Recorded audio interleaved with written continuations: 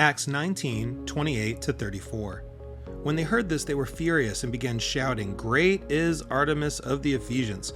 Soon the whole city was in an uproar. The people seized Gaius and Aristarchus, Paul's traveling companions from Macedonia, and all of them rushed into the theater together. Paul wanted to appear before the crowd, but the disciples would not let him. Even some of the officials of the province, friends of Paul, sent him a message begging him not to venture into the theater. The assembly was in confusion. Some were shouting one thing, some another. Most of the people did not even know why they were there.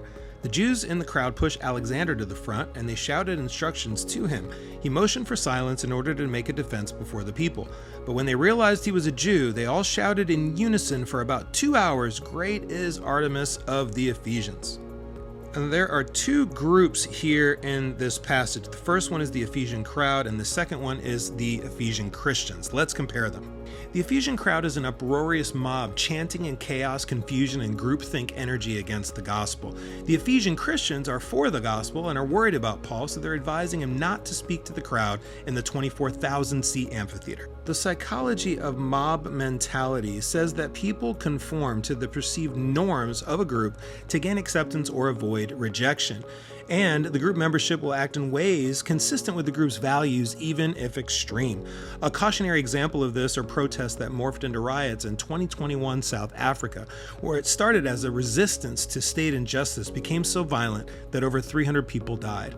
While it's easy to see the binary of crowd versus Christians here, we should remember there's a thin line separating the two. In fact, in verse 32, we see the word assembly is actually the Greek Ekklesia, which is the same word we see in the New Testament for church. They're both gatherings of people just for different reasons, but humans are humans. The church should be wary of herd mentality as well. We as Christians should always refresh our commitment as ultimately a devotion to God, not necessarily to an organization. That way, if the organization strays because of human error, we're able to remain discerning and help steer the ship back to spiritual center. Paul does submit to the advice of the local disciples here not to engage the riotous crowd, but there are some rare occasions where he doesn't, and that's okay. So let's do both. Be a part of Team Jesus and get great advice from folks who have been down your path before, but also remain faithful to your personal commitment to Jesus as Lord, because at the end of our days, we face God alone,